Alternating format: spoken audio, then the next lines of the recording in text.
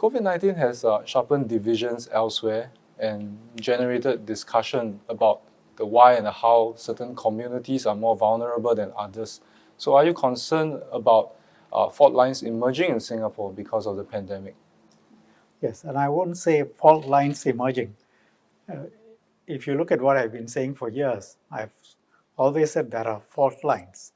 And what we are trying to do is to try and make sure they don't go deeper. In fact, we try and close as much of the fault lines as possible, but be realistic about what is doable.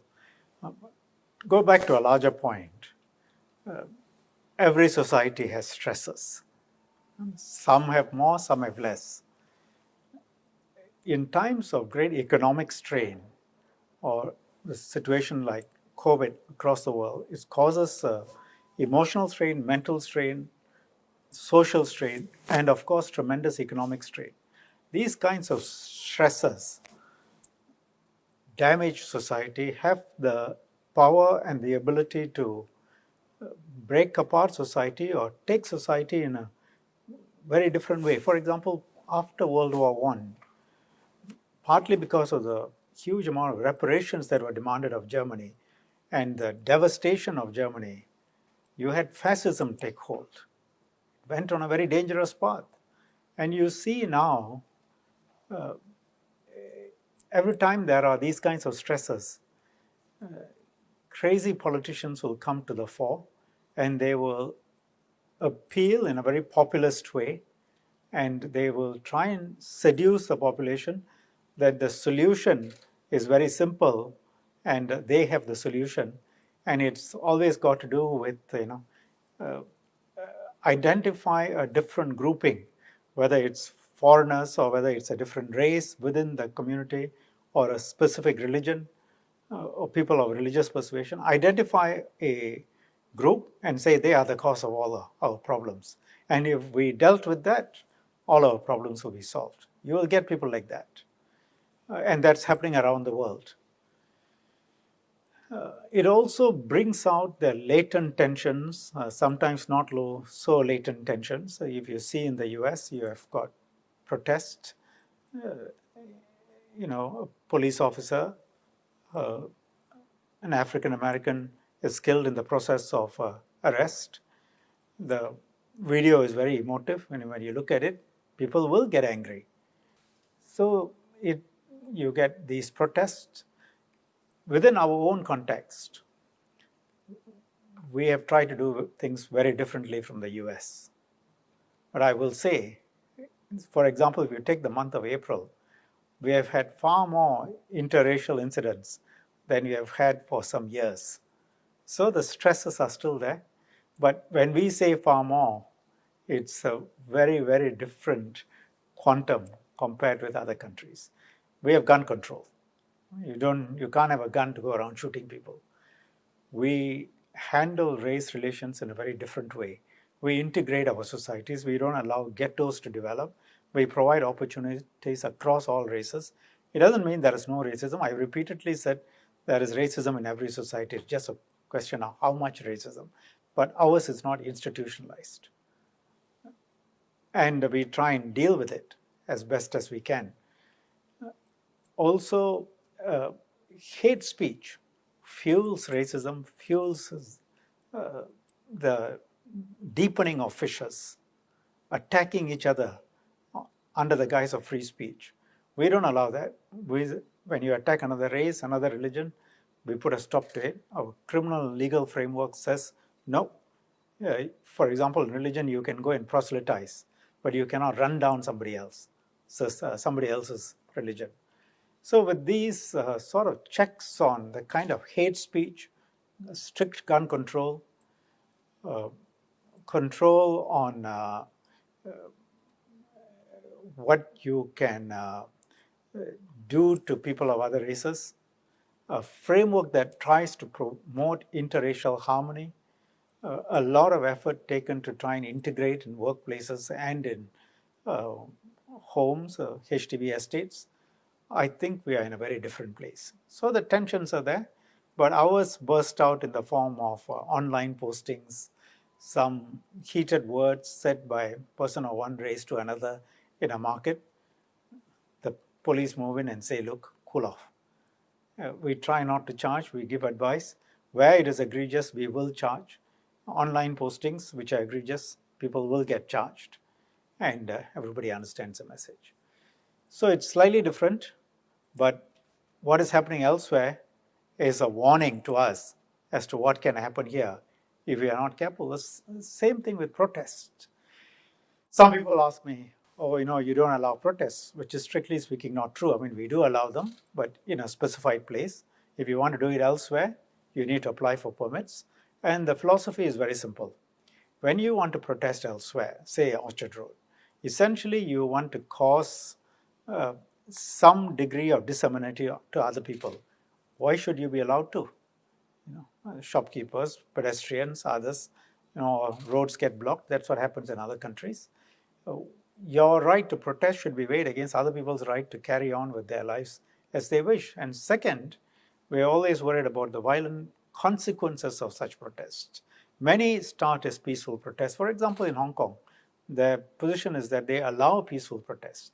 But then you get a group of saboteurs, usually a small number, who will mix in deliberately to try and use the peaceful protest as a cover to become violent. And that puts the police in a dilemma, because there are a large number of peaceful protesters, but there are a group who are violent, they are hiding there, and then what do you do?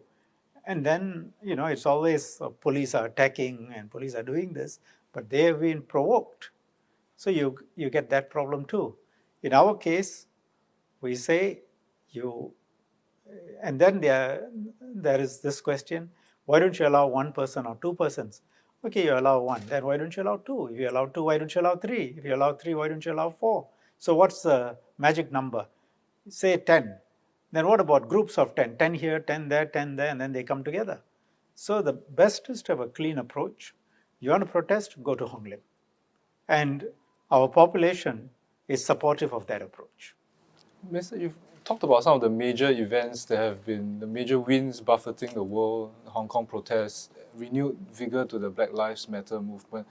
As a small and open society, Singapore is not immune to these forces. Singaporeans can watch a lot of what's happening abroad from their own homes. So how do you, how is the government managing such political views and beliefs from abroad that may influence views here? Of course, without the proper context of being here. Yeah. Well, on the whole, I think most Singaporeans take away a salutary sort of understanding from what is happening elsewhere. You must look at it as what happened previously and what is happening now. Previously, America was the gold standard for democracy. Whatever is allowed in America is how everyone else ought to organize their societies by. Or what is happening in UK is how we all should organize our societies by. Right? People used to say that. Americans used to lecture us. American media used to tell us that. Media should be like their media. The civil rights and liberties should be like the way they organize it. And we used to say, we prosper by ignoring you. Because we are a different society. We give full rights, but we also emphasize responsibilities. Our society wants and places a premium on civility. It places a premium on safety, security, and individual rights versus the rights of society. There's got to be a balance. In Singapore, you go about your own lives pretty much. Nobody stops you on the streets. There is no heavy police presence. There is no oppression. People are free. But we draw a line when it comes to race or religion or, violent protests. And protests as well, as I said earlier, we circumscribe and say where you can protest. I think now people look at what's happening in America and say, well, thankfully our system is different. Most people. You had some people who wanted to bring Hong Kong-style protests into Singapore, wanted to teach our students how to do those protests, and you saw what the majority of people in Singapore thought about that. When you say, I want 500,000 Singaporeans to go on the streets to protest, I don't think many Singaporeans will agree with that. Minister, speaking of that, having everyone at home during the circuit breaker period has, of course, dampened crime somewhat. We've seen illicit activity go down on some fronts, but we've also seen some actors turn to new, novel methods. For instance, we've seen a rise in fraud, phishing, online scams, some related to masks. So, can you give us an update on the law and order situation now that Singapore has exited the circuit breaker? During the circuit breaker, obviously some crimes went down. I mean, housebreaking, because everybody is at home, so not so easy to do. Molest on public transport, because people were not taking public transport. These sorts of crimes went down substantially. At the same time, the online scams went up, and we have to try and teach people to be much more savvy about it, because there is a limited amount the police can do, particularly if the scammers are overseas and it's done online. Sex for money scams, people fall for this all the time. Also, quite disturbingly, the level of family violence has gone up, I think, 27 to 30%. And that was worrying. So MHA, police, we worked together. SPS San Shui Ling spearheaded a team, and we put in place some more proactive measures. The law is tough. The law remains the same, but some additional measures, like, for example, if there is a report by someone who claims to be a victim, then there would be immediate follow-up on the social side to see whether the social services people need to go and give support, try and protect the alleged victim or whoever has filed the report. A few number of steps were taken to try and put up a protection around victims and try and see how we can move things. So, you react according to the situation. Now, most people are out, as in going back to work, though work from home remains a default position. And we have to step up the vigilance on the kind of crimes that take place when people come out. Mister, can you talk about, for instance, MHA and ELD have both released advisories recently about both foreign interference in light of the coming election and cyber threats. What are some recent instances or examples that come to your mind, and how concerned should we be? Are you mainly concerned about the classical kind of interference in terms of foreign funding or, say, cultivating of politicians here, or are you more concerned about what's been called sentiment amplification, where fake or compromised accounts are used to advance certain agendas? I think all of it is getting fused, to be honest. And the internet has made foreign interference from a variety of sources, governments as well as private sector, much easier. And foreign countries using their agencies can come in very many deceptive ways and intervene. You've seen this happen across the world. The US says it has been the target, UK says it's been the target, France, Germany, Australia, many countries. Russia says it has been the target too, Ukraine, of course. So you've got many countries which claim to have been targeted. That's one side. So it's been done, it's being done. Second, it's very easy and inexpensive to do. And the technology is easily available, not just to state actors, but to non-state actors as well. So it's been done, it's being done. Second, it's easy to do, and it's easy to do by a lot of people. It'll be foolish of us not to take steps to deal with it. So I think cultivating our politicians is one thing. Interfering through our politicians or through the media or through local NGOs, that's a classic method. That, I think, is something that people always try, and we keep a lookout. But these aren't the only vectors. There are many other vectors. And then with the internet, it is turbocharged this kind of interference through fake news, through lies, through a variety of disinformation campaigns, through hacking. Many things happen. And you really got to be on top of the game.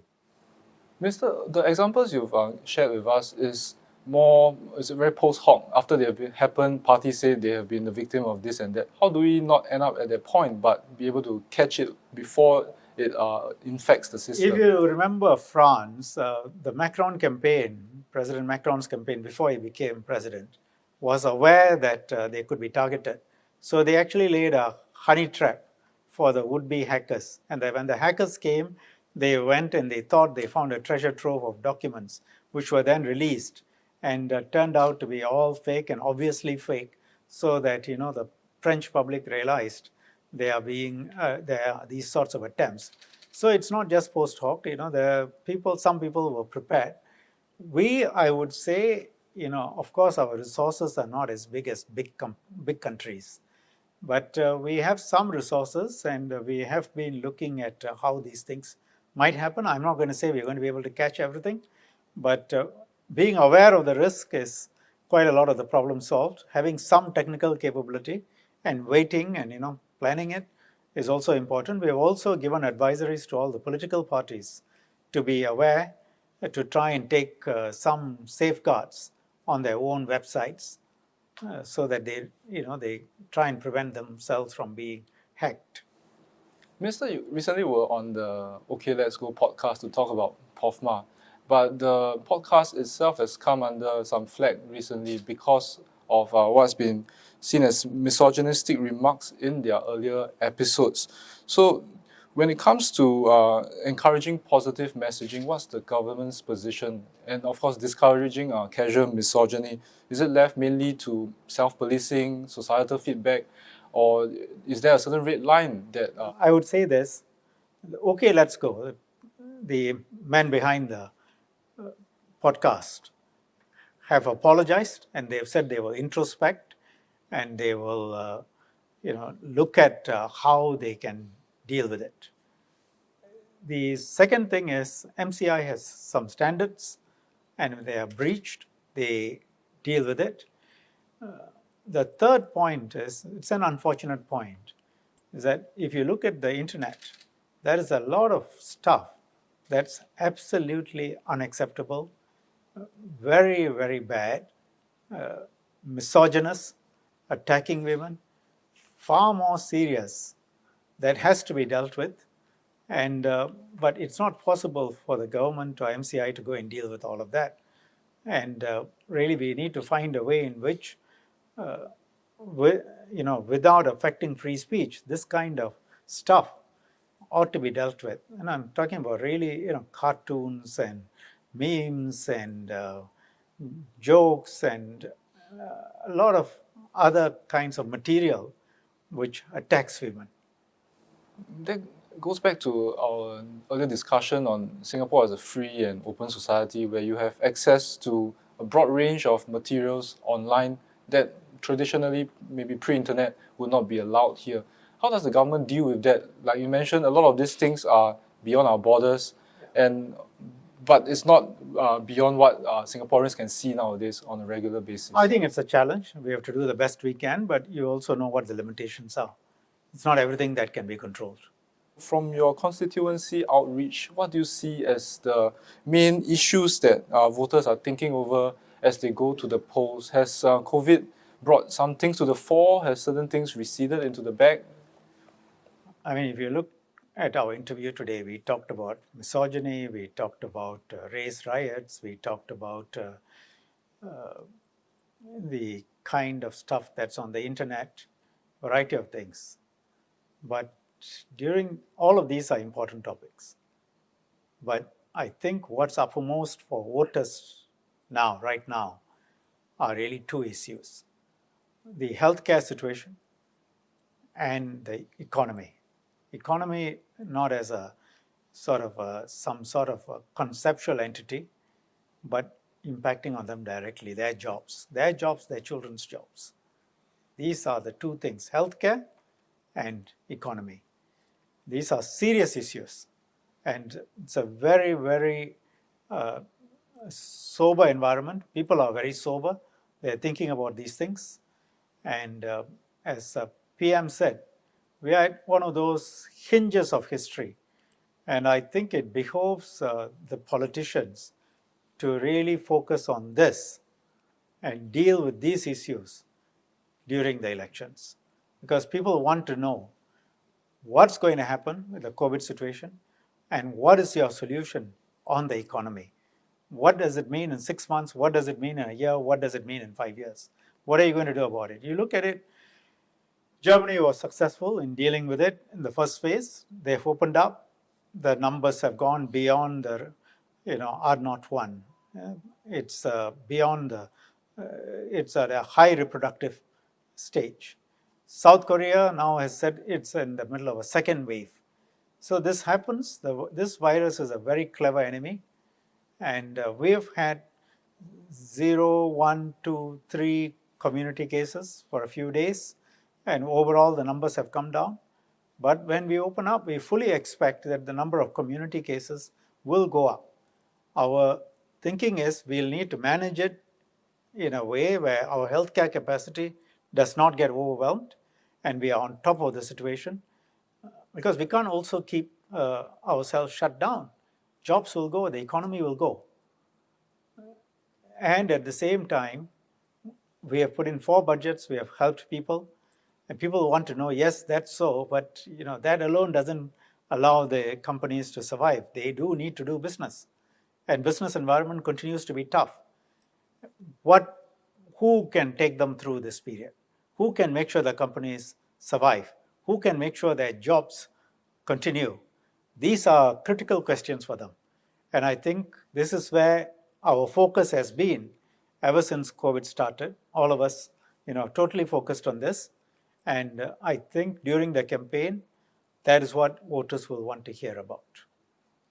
Minister, the government has put up clearly through a series of national broadcasts its plans for not just this season, but the months and years. Yes, we have to think forward. But how are you certain that will be the narrative, the discussion, especially in the heat of the hustings? Our task is to tell people what we think honestly are the issues and what are the solutions. At the same time, it behoves us to listen to what people think are the issues and deal with them too. It's not just what we say the issues are. What we say the issues are has got to be based on our analysis of the situation, but also if something is important for the people, those are also issues. But my own sense is what is important for the electorate right now is really, hey, how are we going to keep this COVID under control, and how are we going to make sure the economy pulls through? And for the government, it's another question is not just pulling through, but when the world pulls through, how are we placed to really soar ahead of everyone else? How can Singapore pull through? PM said, look, never fear. We will pull through. We will do well. I think people believe that. Do you, from talking to your residents, do you get a sense that they are reassured that we will come through this period, even though we may not see the light at the end of the tunnel right now? I mean, it's taken successive budgets. I don't think the government could have anticipated that going into February or March. I think there is I would say, both a quiet confidence and a determination amongst the people across all age groups. There is a certain quiet confidence, a trust that has been built up, not over 1 month or 3 months or 1 year, but over a period of 60 years. A confidence that has been built up through successive generations. Yes, we have come through before. We will get through this. Government knows what it is doing, and we will work together. So there is that quiet confidence. There is also a determination that we will get through. I think with the two combined, and with the good leadership, which listens to and works with the people, we will get through.